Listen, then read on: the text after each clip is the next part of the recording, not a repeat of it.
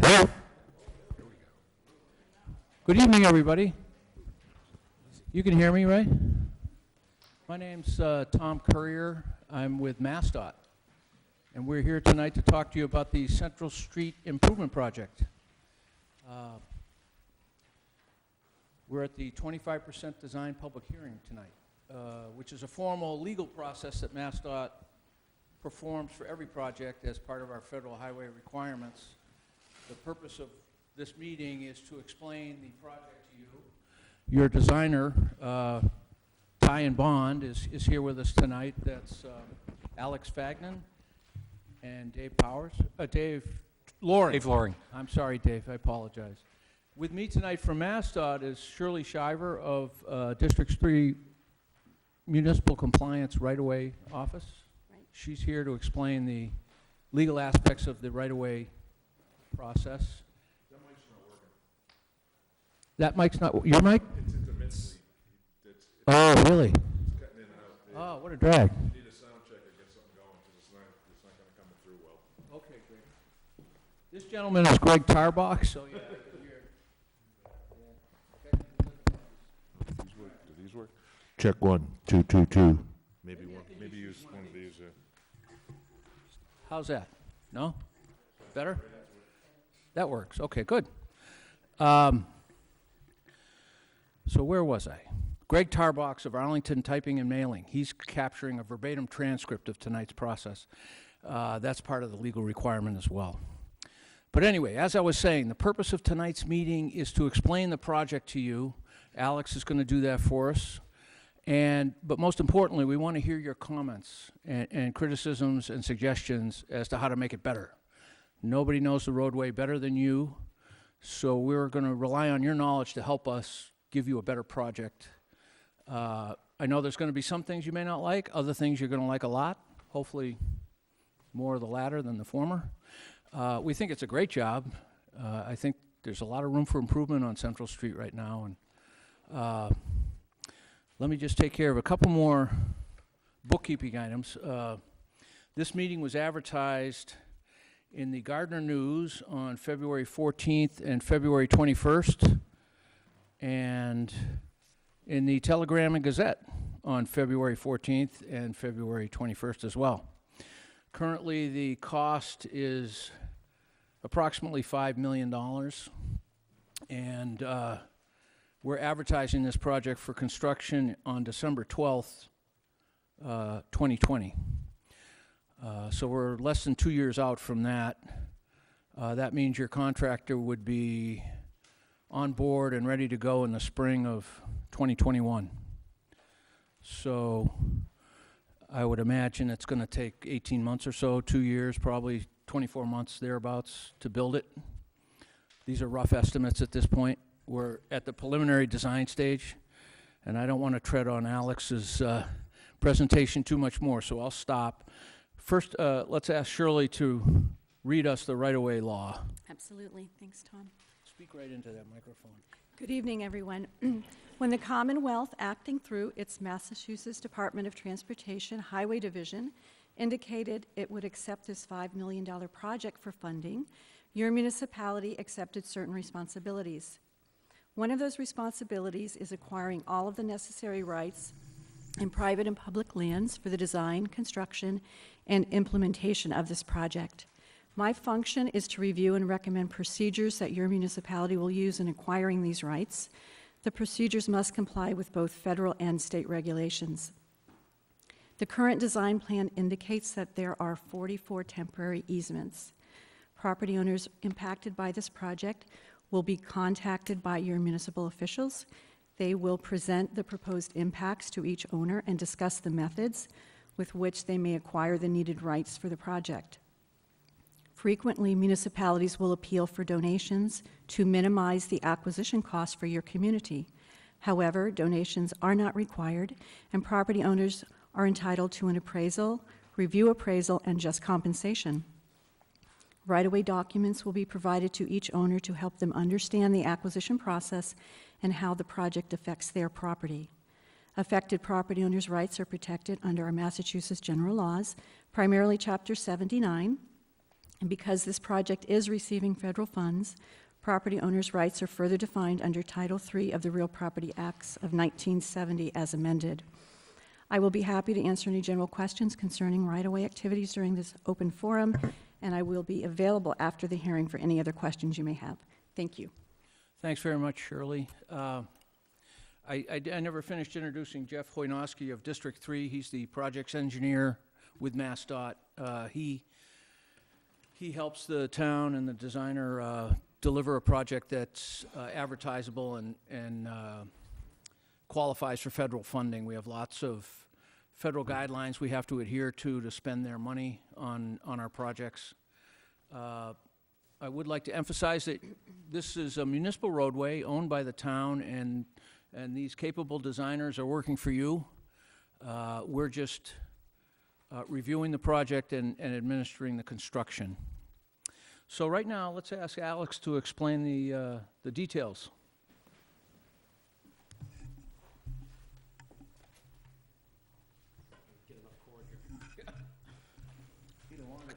Keep kind of short rope. That's right, short leash tonight.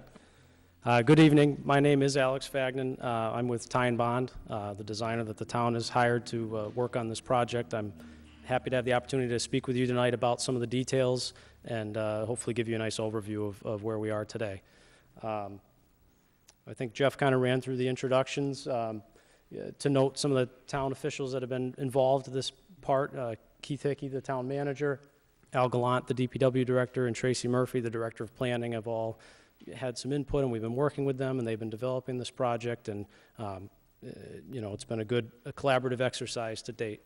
And myself and David Loring here from Ty and Bond tonight to help give some details. So this actually isn't the first time. This is the design public hearing for the project, and is an important legal step, as Tom was referring to, but we were actually before the select board and the planning board at a joint meeting in October of 2017 to present information. We were at the conceptual stage at that point and wanted to get some information about the project out.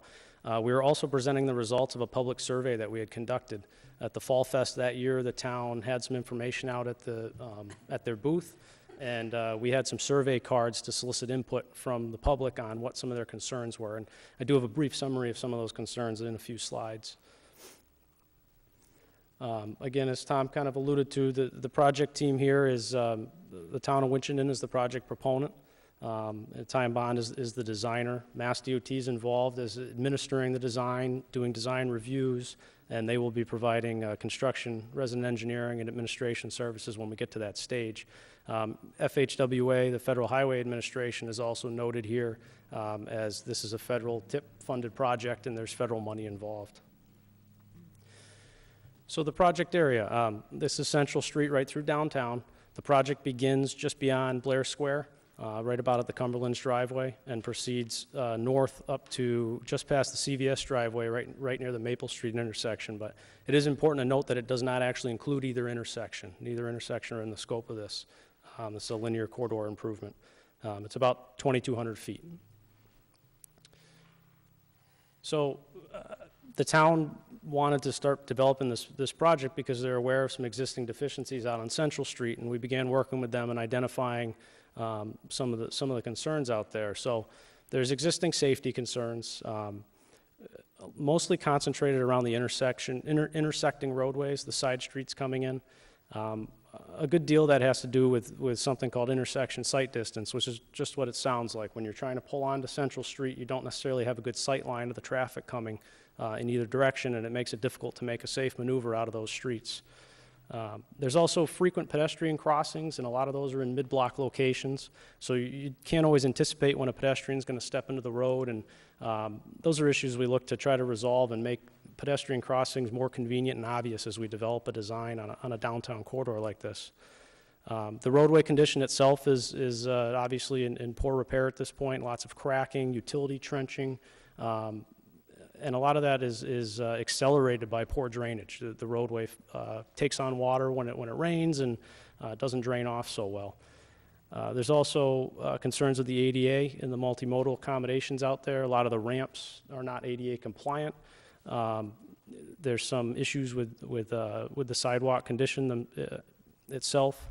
There's no dedicated bicycle space out there. There's not that multimodal accommodation that you look for in a downtown corridor. And also the utilities. So the sewer and the water main are dated at this point. They're undersized. And with dated old utilities comes increased repairs. You get water main breaks, you got to repair the road, that's costly. Obviously, there's service interruptions for residents. So these are all things that we would look to address in this project. And I mentioned the October 2017 survey. So, some of those common themes we heard: speeding.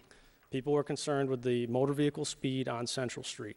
And that plays into some of the safety concerns. And with the new design, we would look to try to address those issues. And streetscape came up a lot as well.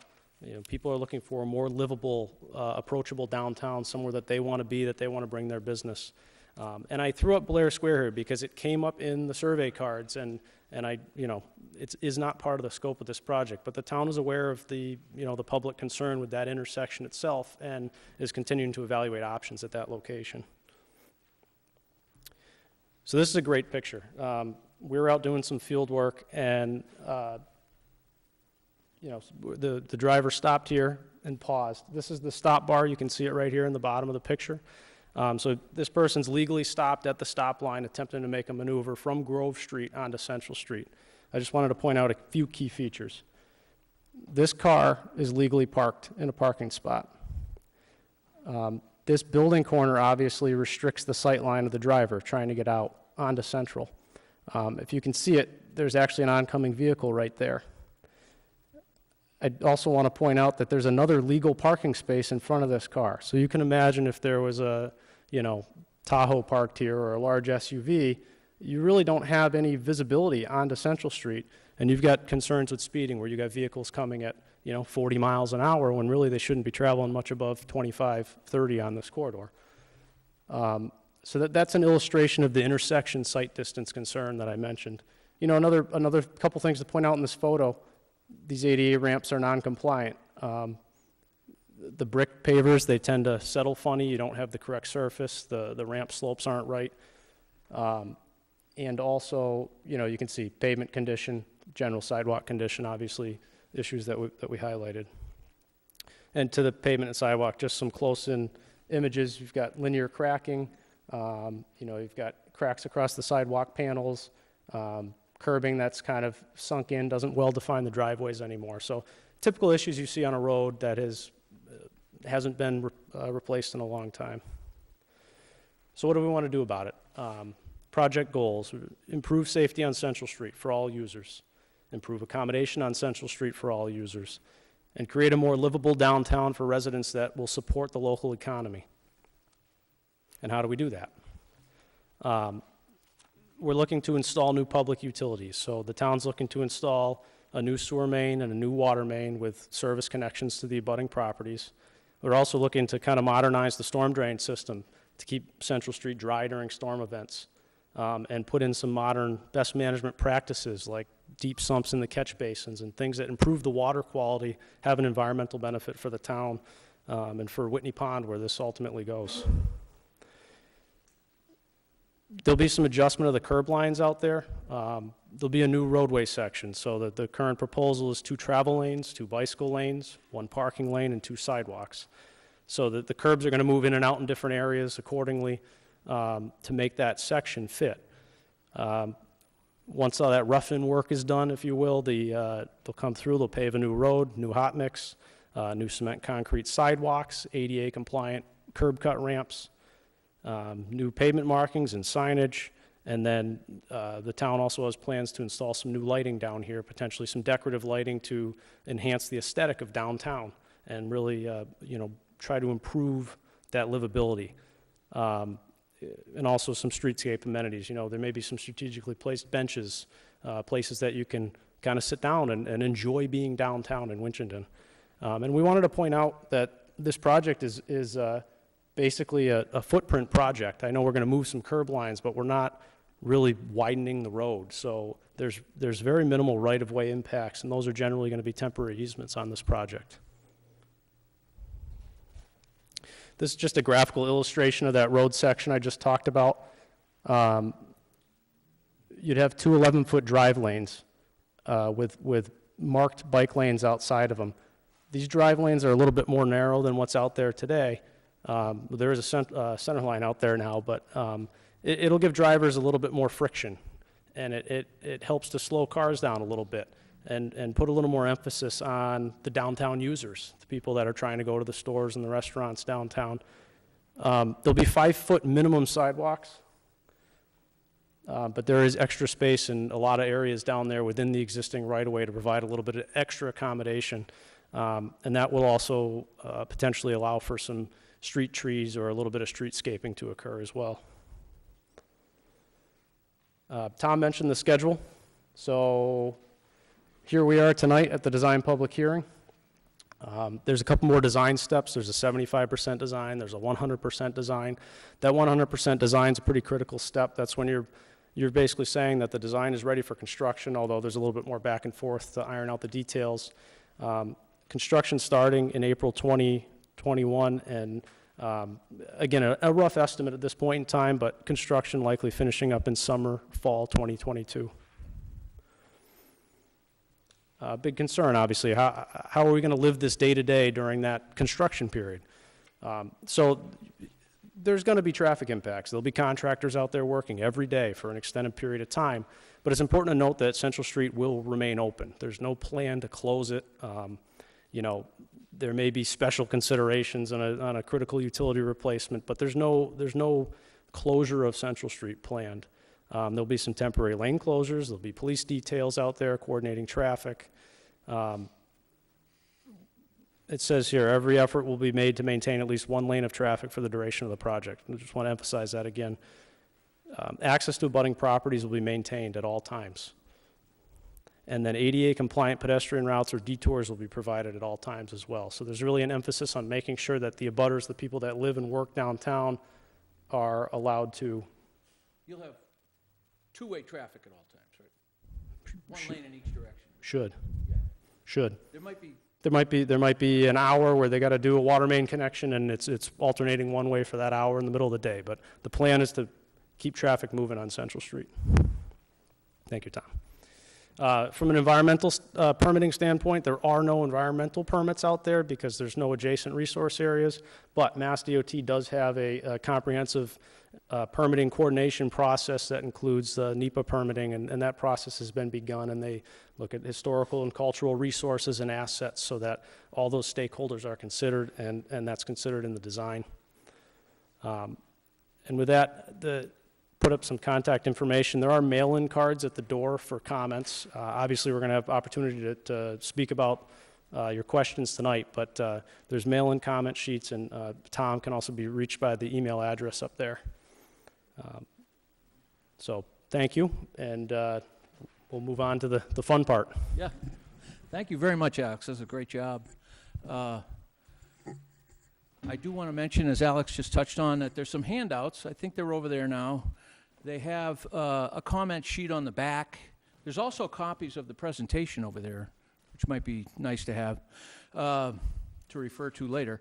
But on the back sheet of the handout is a comment page that I think has our MassDOT address.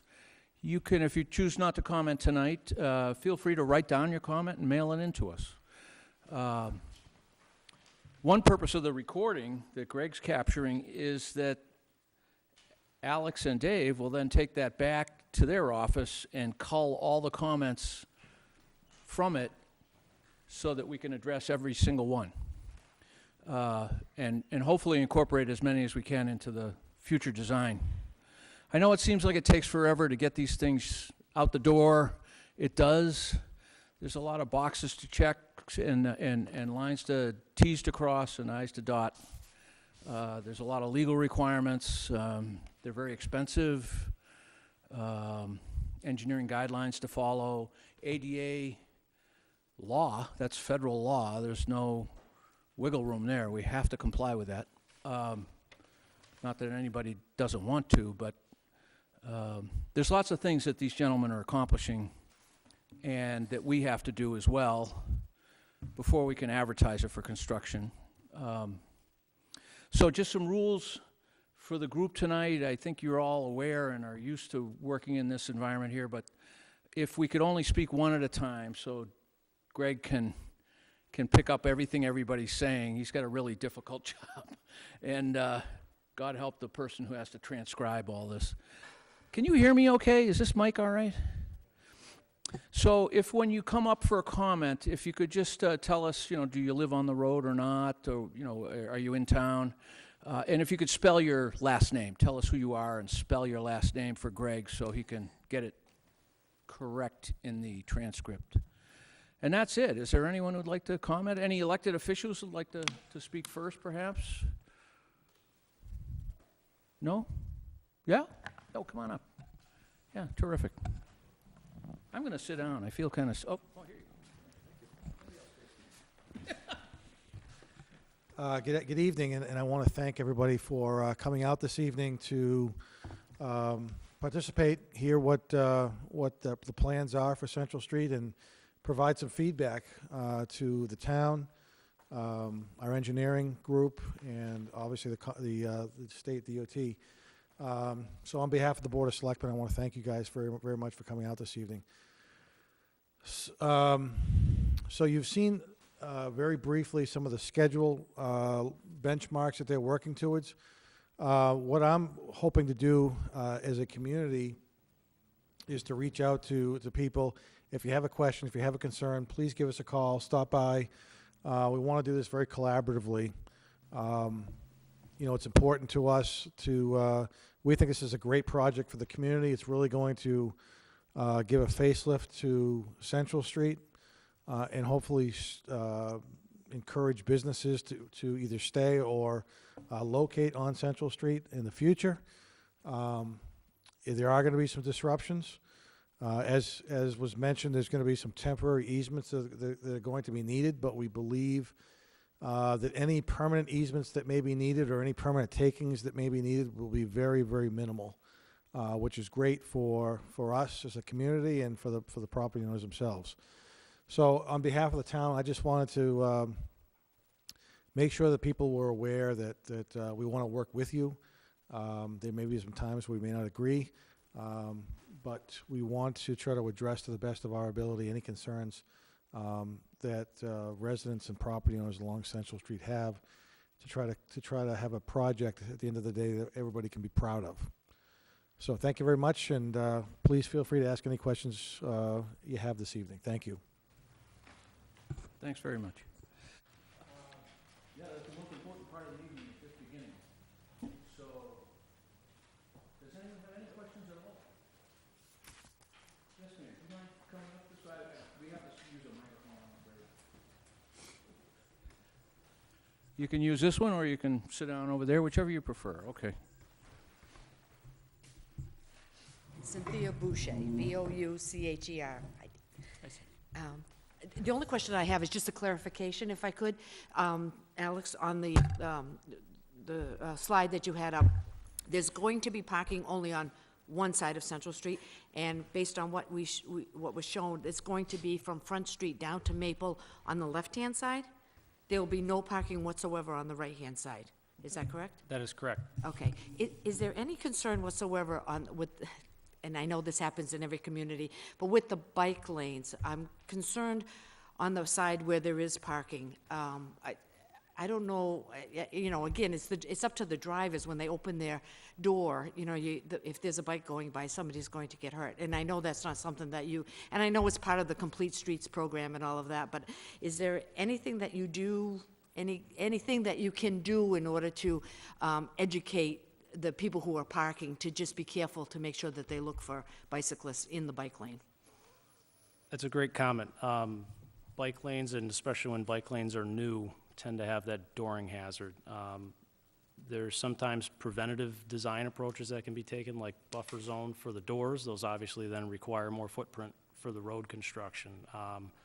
We've seen instances of signage, look left before you open your door, right. Things like that posted in convenient locations. There could be a public education campaign that would be more in the town's court. Trying to think if There are the painted symbols in the shoulder. So the bike lane will be marked. It Yeah. will not. No, I realize, they'll have the little bicycle Yep, in the lane, for- but, you for know, when you're awareness, not but- accustomed to that being there, I can see that could be a potential issue. You're absolutely right. Alex did use the wider parking space for that purpose. We require, our guidelines, our design guidebook recommends an 8-foot wide parking space if there's a bike lane next door. Okay. Has to be a minimum 5-foot wide bike lane with an 8-foot parking space next to it, if that's, typically they're 7 feet wide. Okay. And the reason that I bring this up is because at least as Dave knows, that we have a bike trail in Yeah. the town, which is getting more and more use, and we're happy for that. And we would like to advertise to have more people, even from outside the area, come. And we would like to invite them to come to the downtown. Right. Which would encourage economic development and businesses and all of that. So we may, in fact, have more people coming who are on bicycles, and that's why I just Oh, I'm mentioned glad you that. feel that way, because a lot of people are resistant to including bikes on the roadway, but there's a big upside, and you just cited them. You know, they bring business into town, and more and more people want to commute that way, and they pay taxes, so they have a right to use the road too. So that's why we accommodate peds and bikes and cars now. I just weigh in kind of, you're right, it is a concern, and it becomes an educational process, not only for the drivers and people using the parking spaces, but also the bicyclists themselves. Yes. You know, we're taking all the elements that you put into the project, which includes the legends painted within the bike lanes, the additional width of the parking lanes, the complementary landscape and streetscape elements, all designed to slow traffic down, so that there's a greater awareness that you're entering a downtown that's got multi-users. So the combined effect you hope to gain, that people are aware that it's no longer just a driving and motorist facility. Right. So it's just a greater awareness and education on the part of all the roadway users. Okay. Well, thank you. You answered my questions. Thank you. Great, thanks. This is a nice arrangement, if you don't mind coming up. I know it's kind of awkward to have to walk up and sit down, but it's a little more friendly. I hope you don't feel intimidated. I'm trying not to, come on up and share your thoughts. Good, bad, or indifferent. We'd like to hear them. John Callahan, Callahan. I live, Central Street property. Oh, yeah, can you? Oh, I'm sorry. I'm not good at this public speaking. All right, question I have is, are there going to be any additional parking in this program added? Because you're eliminating a whole side of the street. How many number of parking spots are you eliminating? And are you going to replace those somewhere on the street? Do you guys have a number for that? We did a little bit of a study at the conceptual phase, so before this current set of design plans, but taking out that parking lane would eliminate 60 of today's parking spaces. 60? 60. 60. 60. Okay. I would point out that a number of those spaces, say we had a 2 parking lane approach, with the cross-section, a number of those spaces would be eliminated under this project regardless because of those intersection site distance issues, because of safety concerns. So to comply with current design practices, this project would be removing parking. Now, we are formalizing a little bit of parking up on Summer Street, parallel parking on the side of Summer Street, a handful of spaces, right, concentrated in the downtown, but it does not offset the 60. There will be a net loss of parking for sure on this project. Okay, so you want to generate business, the project, but you're going to take away 60 parking spots on the main street, and you have no place for these people to park as it is now. So how do you justify having more business coming to town when there's no place to park? But we got bikes that are going to go up and down the street, but I have no place for customers to park. So they're going to end up parking in private parking lots because there's no place to park, which they're already doing now. So you're saying most of the parking spaces are used every day? Go up and down Central Street, they're parking my parking lot, they're not supposed to be there. I see. You've already made Walnut Street and Chestnut Street one way, which has now increased the parking in private parking spots, and you're going to eliminate another 60 spots. Yeah. So where are these people going to park that you're trying to bring into town? Right. Unless they're all going to take their bikes in here, I don't see it. I think the observation from our side was that a lot of the spots remain empty most of the day. Not that it's a plus to remove them, but we think that removing the spots is justified by the addition of the bike lane element. You can call it a bike lane, but it's really a shoulder. We're just adding 2 shoulders to the roadway, which bikes can use because it's a 5-foot wide shoulder. I know that's sacrificing a lot of spaces, but we felt that most of those spaces are not used anyway. But that's probably a matter of opinion. Yeah. Well, if you go to the IGA parking lot, Yeah. you're seeing people park in their parking lot, Yep, okay, which is not a public parking. right, right. You go to 111 Central Street, you'll see them parking on that parking lot, which is not a public parking. You go to the Rite Aid parking lot, you'll see people parking in that parking lot, crossing the streets to go into different places. Yep, So they're not parking on Central Street, but they're parking on 3 private areas. right. So that means if you're going to take 60 spots away, that means those private parking places are now going to be used even more. True. And then how do you stop them from parking in those private parking areas? I don't really have an answer for you. Does anyone have a comment? No, parking has always been a strong concern when we met both with the surveys with the community and we met with the selectmen. You know, we raised this issue as one of the biggest issues, really, if you will, of the project was the loss of on-street parking. We did work with the town officials, try to identify other areas, and I think that process continues to find other areas where compensatory parking could be provided, working with some of the other landowners. And we also talked with them about the utilization of the existing parking spaces out there to try to, you know, what are you using? But it is a problem that we don't really have a good answer for. A lot of the feedback has been that the parking spaces along the corridor just aren't being utilized to the extent where additional parking would be a concern. Yeah. I don't have an answer. But if you're going to draw business to community, Right, yeah. and you're taking parking places away, where is this new increase of business going to park? Yeah. Part of the problem along there is the location of the parking with respect to the businesses. The north end has an abundance of parking with very limited businesses, and those businesses that are on the north end have off-street parking. It's the south end, I think, which you're referring to by, you know, the Dunkin' Donuts, the CVS, that is at a premium. And I know the town is working on a couple of other alternatives there for off-street parking to mitigate that loss. And we'll continue to work with the town officials to identify Well, space that won't be on the street, but immediately off of it. I can tell you from the one-way change of Walnut Street and the one-way change to Chestnut Street, not as much, has changed the parking on those streets. You eliminated whole street parking there, and now if you go down Walnut Street, there's no parking. It's an issue, definitely. Because that is a street that, you're doing the same thing on Central Street that you did on those 2 streets. And by eliminating parking on both of those streets, we've made it into a problem for businesses that are on the street for people to park at. If there, So I guess- aren't you going to be doing the same thing, only in a larger grand scheme? It is, it's trying to weigh those other benefits with the bicyclists and the pedestrians. You have a valid concern, and I think we need to continue to look at alternatives to provide that compensatory parking and identify areas where we can do that. Now, right now, we have underground utilities. Are we going to continue with the underground utilities, or are you going to bring them above the street once you start making these changes? No, the utility configuration, water, sewer, storm drainage are all underground, remain underground. There's improvements and replacements being made there. The aerial utilities, such as your electric communication, those are going to remain in largely the same configuration that they do now. They'll stay underground? Yeah, there is a direct bury line that we're going to be looking to replace in a conduit, but that will remain under the sidewalk in a conduit. So visually, there's no changes. We do have a couple of aerial utility poles that we're looking to relocate because those lines are too close to some buildings and there's some conflicts with the pedestrian routes there, but largely they'll be in the same configuration that you see now. So what's overhead today will remain overhead, and what's underground will remain underground.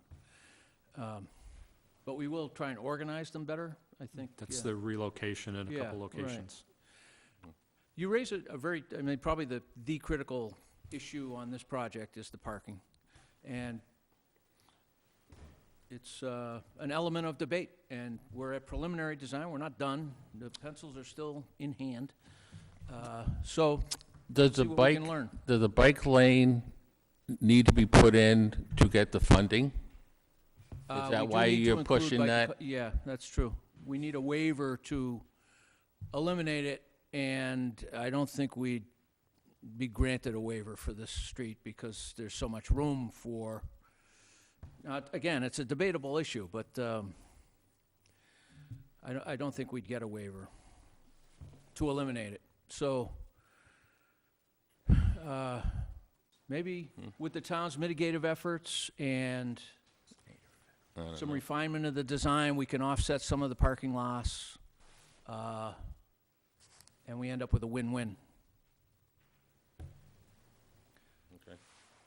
Go ahead. But stay involved. This is the whole point of tonight's exercise, is to get these kind of things out in the open so we can talk about it. So I appreciate your comments. My name is Patrick Doyle, D-O-Y-L-E. And since 1976, when I took over an existing business downtown on Central Street, I have been a Central Street merchant. When I wasn't a merchant, I was selling real estate out of offices on Central Street. So I've been there a long time. My greatest concern is this parking issue. I own a building on the corner of Walnut and Central. The redesign of Walnut Street eliminated the parking adjacent to my building, the on-street parking. There's small things that play into why this is problematic. One of them is, to get an oil delivery, the guy's got to block the traffic lane. There's just no other alternative. Now we're proposing eliminating my access, basically, except for sidewalk access, to the front of my building. I feel like, how am I going to get in there? How are my tenants going to get in there? It's a problem.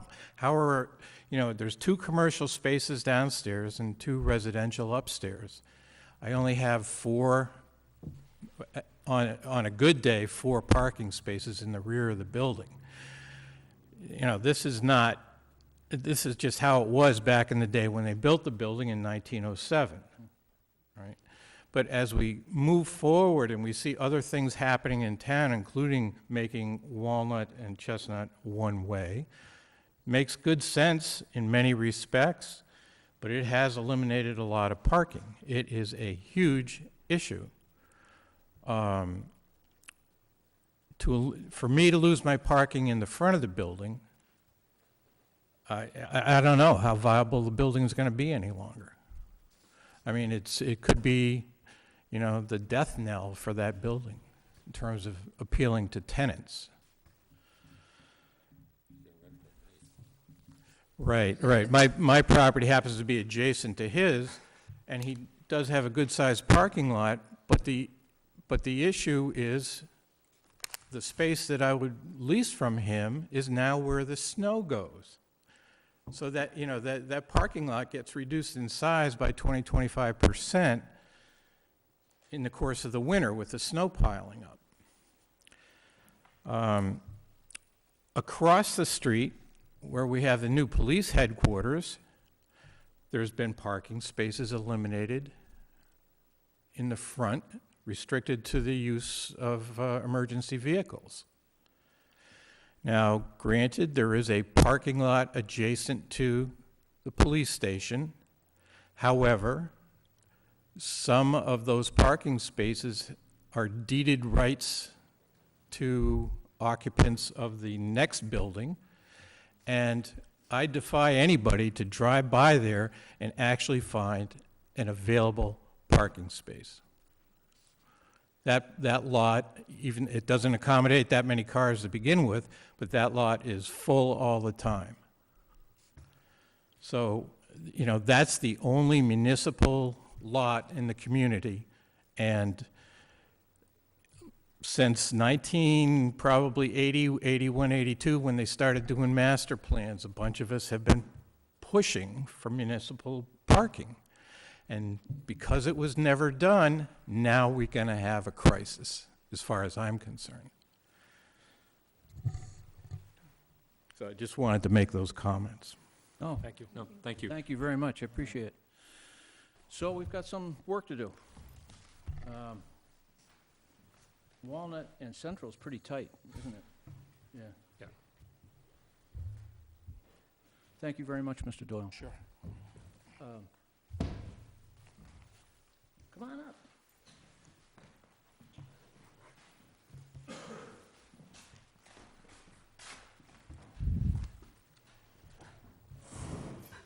Good evening. Audrey Labrie, L-A, capital B, R-I-E. Just a general question. The 2,200 feet, or whatever the actual length of this is, there's a considerable difference in the width of Central Street. You started at Cumberland Farms, and it's X. You get down to across from Bell Tate, CVS, and it's X plus X squared or something. So obviously, from what I see tonight, the plan is to have this same design, the full length of Central Street. So how are you going to accommodate for the narrowness at one end and the width at the other end? Can we put it up on the screen, Alex? Yep. Give me one second, I gotta turn this back Picture's on. worth 1,000 words. It is. There we go. Do you have a plan view? Not on this presentation. No, okay. No.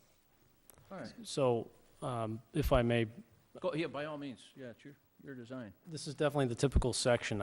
There is a slight change in the first block, where I believe, I wish I had it in front of me, but I believe the parking lane was a little tighter in the first block, because, to your point, it's like a 50-foot right-of-way on one side and a huge right-of-way on the other side. Right. So that there was a little bit of narrowing of some of these widths in the first section of road, but I believe we were able to accommodate these uses through the full corridor. What you'll see down towards the end, towards the north end where it's wider, is some more of those streetscape amenities coming in, which will be appropriate because your building setbacks are increasing down there in general. You've got surface parking adjacent, so you'll hopefully be able to provide some buffer there to kind of keep the feel of the street nice and contained to the corridor, whereas on the south side near Cumberland's, you're naturally getting that by your storefront buildings and that nice dense urban feel, but you'll be able to kind of have a consistent corridor from one end to the other, with these uses accommodated. But you're right, there's this minor change in widths, and then you may see some additional elements introduced towards the north end where you have more room. So you're using that 2.5-foot That- grass strip to... That 2.5 will not exist, down near Chestnut Right, Street. right, that's where you... I'm sorry, say it That's how you again? adjust the width, is with that... See, there's the Yep. 5-foot sidewalk and Yeah, then... I see it. Okay, So that will not be on the narrow end? You'll Is have, that what you- you'll Okay. just have 5-foot sidewalk, I and you'll see. basically be buttoned up against the buildings that are Okay, so it'll just be there. the sidewalk, the parking lane. Yeah. And then as the Central Street widens out, that will be incorporated into Yes. the width of the road. Is it feasible at all to reroute one or both of the bike lanes in the more narrow section of Central Street to perhaps keep some of that additional parking instead of having the bike lanes run the full length down behind the IJ perhaps, or something like, just kind of reroute the bike lanes around that narrow section? That might eliminate some of the parking issues, because then instead of having those bike lanes, we could perhaps have parking additionally both sides or something, perhaps. we could ask. Just a We can thought. certainly explore it. Yeah. See what they say. We have a complete streets engineer who's sort of the omnipotent person directed with the responsibility of determining what's feasible and what isn't, what complies with our policy and what doesn't. So, Right. Yeah. we can Okay. appeal to that person. We have a committee that approves or denies design exceptions, which that would be. Right. So we have a process, and we can pursue it. We can look at alternative routes, perhaps. Yeah. For that short section there. Yeah, it's an Any interesting idea. option at all. All right. All right, thank you. Thank you Thank very you. much. Yeah, Come on up.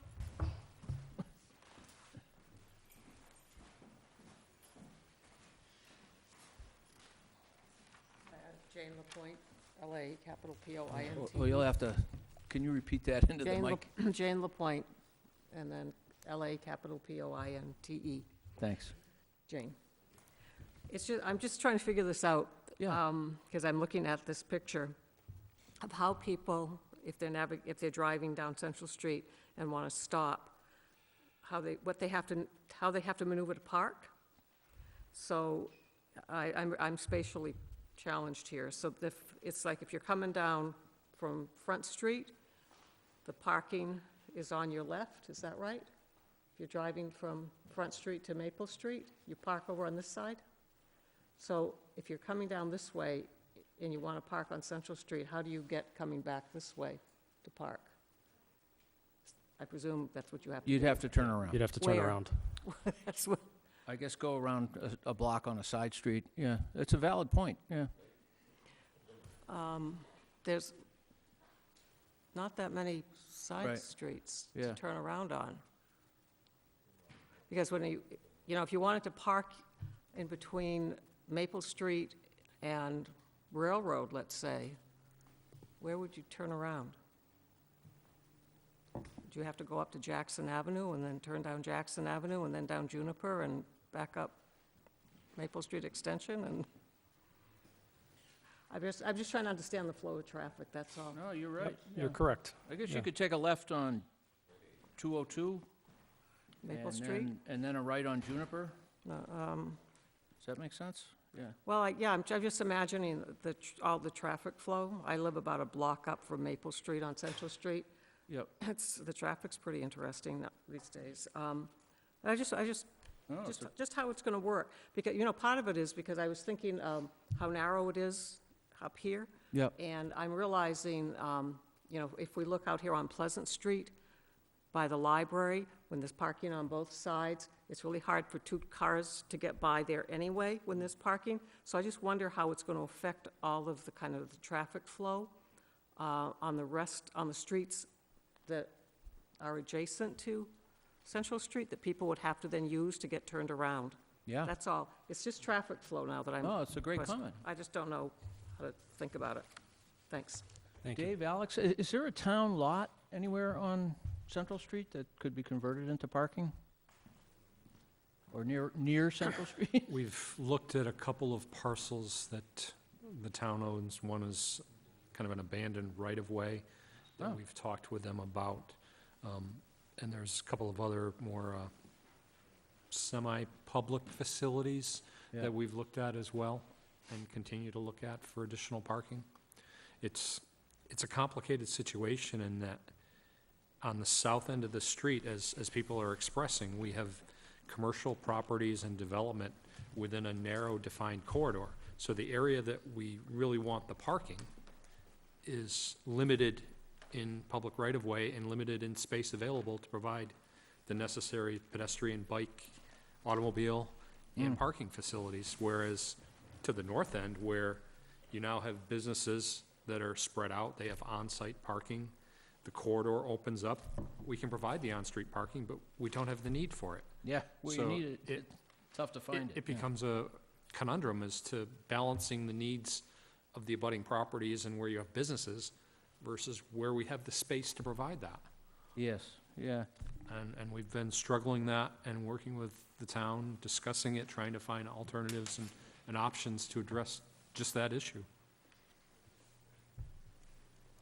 Thanks. We're not going to figure it out here tonight, but it's great we're bringing it up so we can pay attention to it and really resolve it one way or the other. Anybody else?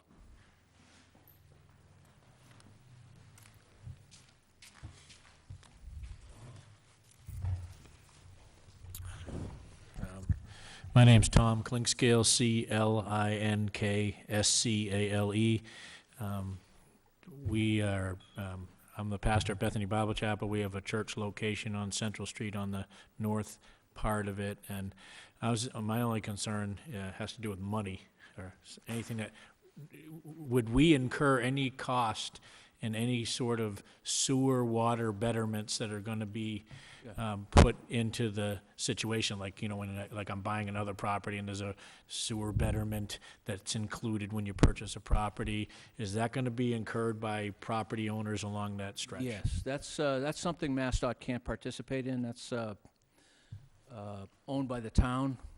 We also, we have a reimbursement policy for utility relocations by private utility companies like Verizon and Eversource and whoever, where we'll match their cost, we'll split the cost with them if they keep to a schedule that's mutually agreed upon. But publicly owned utilities like water and sewer are borne by the ratepayers. And to clarify, If we're asking you to move it for our project, then we would pay 100% of that cost. But if you're making improvements to the water system or the sewer system, that would be on the town. and to and I think that's what's clarify one point, yeah, so the water and the sewer is considered non-participating. The state cannot pay for that work. It's not necessitated by the road work. However, we're not talking about a betterment against individual abutters where, which is what I believe you're referring to, where there's a betterment recorded against So the deed. present proposal is not, it's just to replace the drainage and because it says on this. Sewer and water will be replaced. Right, Did you want- sewer main with service connections and water main with service connections. Those would be reconnections to the right-of-way line, and the town would pay for them, but we're not talking about individual betterments on the property owners. Okay. You're going to respond So to this? we're using the roadway contract, or actually, the town's gonna do that work before the road work's done, is that correct? It's gonna be part of the road work. So the town's gonna try and save some money, which is a great idea, and have our roadway contractor do the sewer and water work while they're ripping up the roadway to rebuild it, which makes perfect sense. But the cost of that work is borne by the ratepayers in Winchendon, not MassDOT or federal. Okay. Yeah. So to answer your question, I guess more directly, there is no betterment that would be charged. Typically, a betterment is charged when water and sewer lines are extended or expanded into areas that don't have water and sewer to help offset the cost. This is just replacing of 100-year-old water and sewer mains. That's part of the maintenance of operating the water and sewer department. So there would be no betterments to any of the properties along Central Street. The town would replace the existing water and sewer line and reconnect the existing water and sewer users to the new water and sewer line. Thank you for the clarification. Similar to what you did on Walnut Street, when you did the repair, you brought the water and sewer lines to the residents, but there was no charge to us. That's a similar concept. Yeah, that's the same. Could you give us your name again? John Callahan. Yeah, the work is the very similar format. Everything is replaced to the public right-of-way. Correct. Come on up. Yeah, thank you. Good evening, Jill Sackett, S-A-C-K-E-T-T. I've got several questions or comments. First, I think it's really, really great that we're going to be improving Central Street. I can't wait. 2 years is too long to wait. And I think between that and some storefront facade work and some signage and things, it'll really be a great effect. So that was my opening comment. I remain really concerned, like some of the other people here, about the parking. I think that just because the parking doesn't appear to be used right now doesn't mean it won't need to be used in the future. And if we have the happy result of bringing business into town, we're going to probably need even more parking than we have now. So I really hope that the committee can go back and see what they can do to maximize the parking and reestablish parking on both sides of the street where they can, if at all, if you can at all, even on the wider end, on the north end of Central. You know, even if you can't manage it down by Cumberland Farms, if you can have parking on both sides of the street, at the north end of the street, at the expense of streetscape stuff, you know. That might be preferable, you know, in the long run, to just, I think, we came from a community that went through a lot of growth and improvement and brought a lot of economy into the town. And even if there's a perception that it's hard to park in town, people stay away. They don't come. So it's just, it's really, really a big deal. And I really feel badly for the business owners that are already feeling a pinch, and it's only going to get worse if you cut out 60 parking spots. Other thing I wanted to ask about, will this improvement do anything to, on the driveway ramps that go up into the parking lots that exist now? For example, some of the entryways into like the IGA lot are so steep you actually scrape the bottom of your car pulling up into them. So will this work alleviate any of They that? will all get redone. And there'll along the be route. shallower grades? Yeah, typically, MassDOT standard detail is the sidewalk goes down about 3 inches, and then across the curb cut opening, it remains about 3 inches above the gutter line, so that the little ramp, so it eases that issue. So someone traveling the sidewalk, where that's a pronounced bump, we can do that. Mm-hmm. Okay, I just wanted to make sure that was being Yeah. considered, because right now, some of those are a real problem. I actually don't, I avoid those Sure, turn-ins with my car. And I thought Audrey made a really, really good point about rerouting the bike lane, whether or not it alleviates parking issues, because if you think about the plan, if you have a bike lane going down on the east side of Central Street toward Front Street, I'm not even sure where it safely ends, or why you even necessarily need it to go all the way down to Front Street, because we have the access to the bike route that goes around behind those shops, you know, and on out toward Gardner, and that isn't a lot of real estate there. If people wanted to stop, if a biker wanted to stop and go get a Subway or a donut, I mean, there you could easily have bike stands, and it's a very short walk. And I would argue that it's actually pretty unsafe to have a bike lane going between Summer Street and Front Street on the east side of Central. Would you On put that it on section. Pleasant or Beach? Pleasant, Pleasant? because the library's there.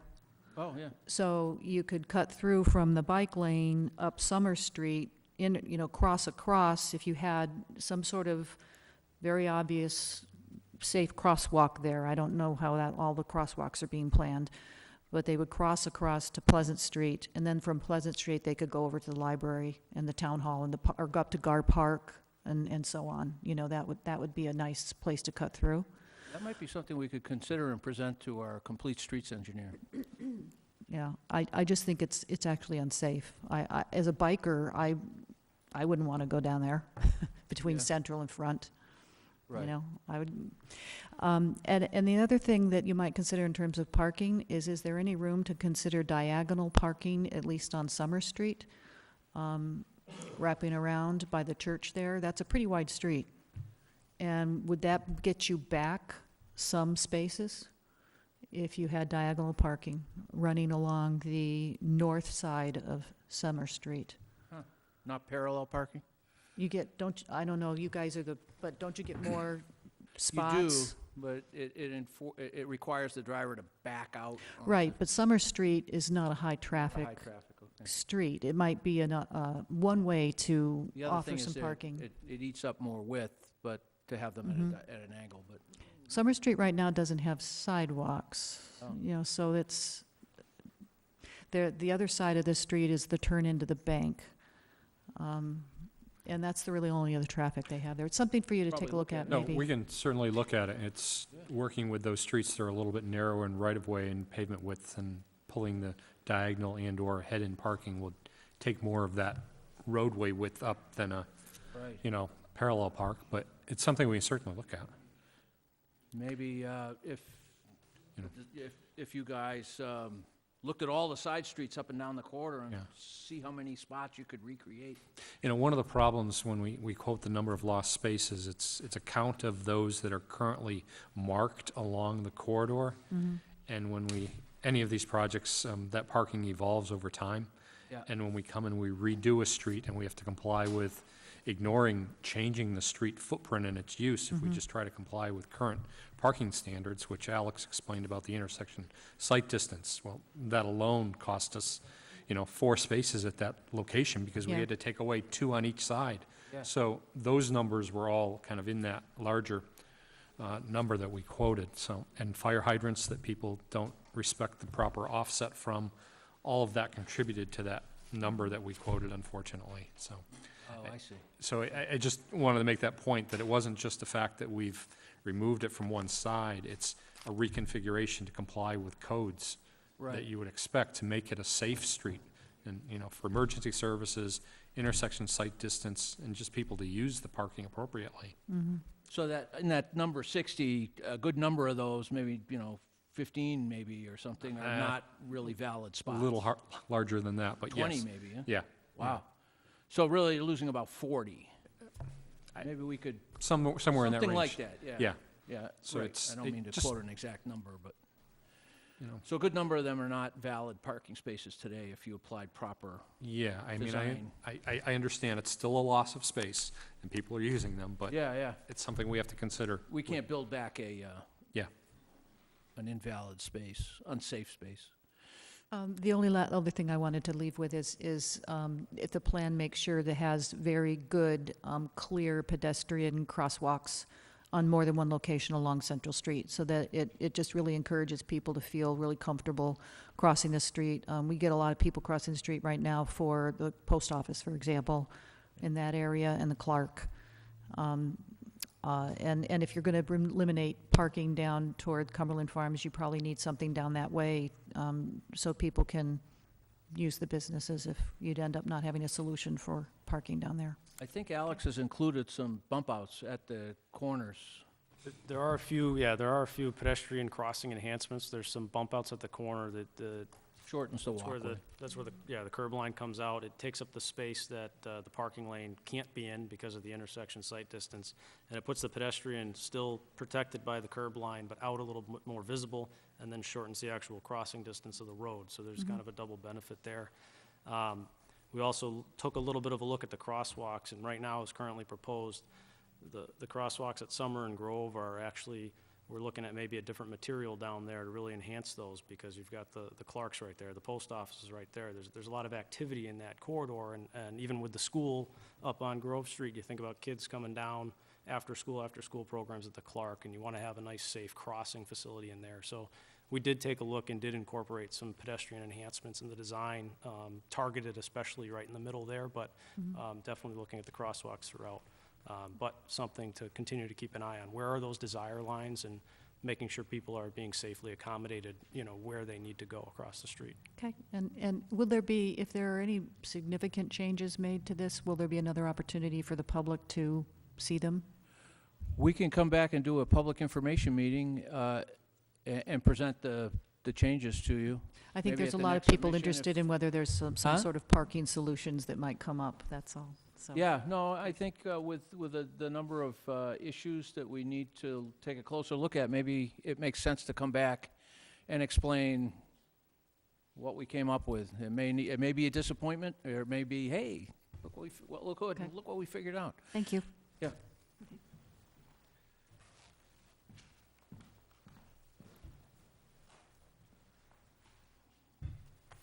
How about, I didn't mean to ignore you, I apologize. Anybody else would like to make a comment? Suggestion? Come on back, come on up. Patrick Doyle, still same name. Same name. Just a little older. Aren't we all? I just wanted to clarify, you had mentioned the necessity of waivers if certain things get Yeah. changed. Is that federal or state waivers? I believe it's a federal requirement that we have that process in place. This waiver process, yeah. Okay, but You're right, it's a federal, to answer your question, it's federal.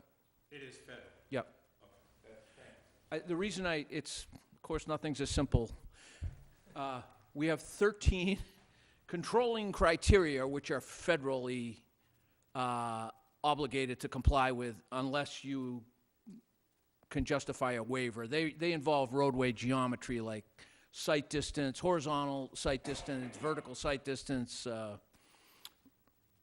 curve radius, minimums and maximums, super elevation and stuff like that. Then we have state mandated design criteria that involve bike accommodation and pedestrian accommodation. We require in Massachusetts with our Healthy Transportation Initiative that every roadway have 2 sidewalks, 1 in each direction, and 5-foot shoulders for bike accommodation minimum.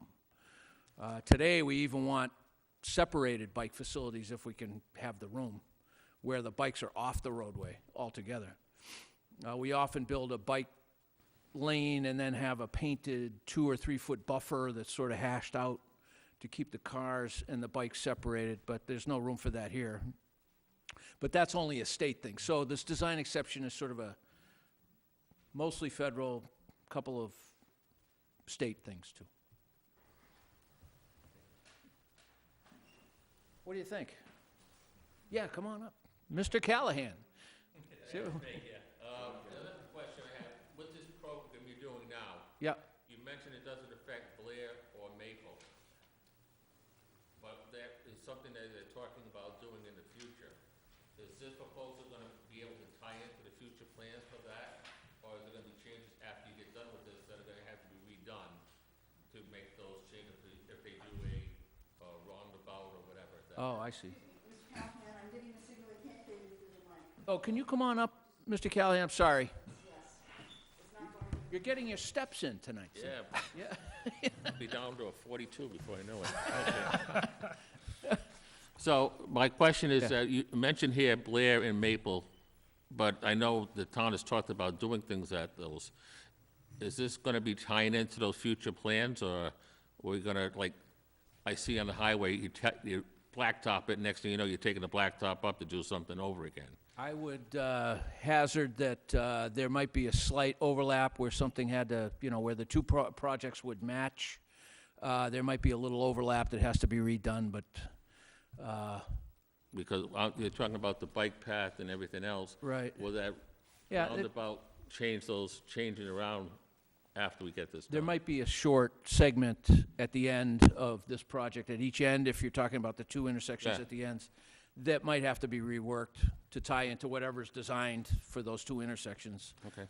The intention is a very short section. We've been coordinating a little bit with MassDOT District Office on what might go in for improvements at those locations to try to make sure that what we designed for Central Street does not get tore back up. It's just that 25 feet or something to match the designs together. But to your point, there is coordination and discussions. We don't know what those intersections are going to look like yet in the future, but we're trying to match the cross sections to minimize that. All right, thank you.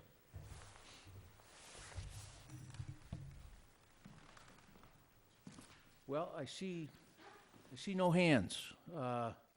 What we can do is we can close this formal part and then stick around, and we'll remain here as long as you'd like us to, and we can lean over the plans and talk about your properties or what have you. So if you don't have any objection, maybe I should do that, and then we'll open up the plans and see what we see. Okay. So, Mr. Tarbox, let's close this officially at 8:10, and thank you so much for coming out. I really appreciate it. I think we're going to end up with a much better project.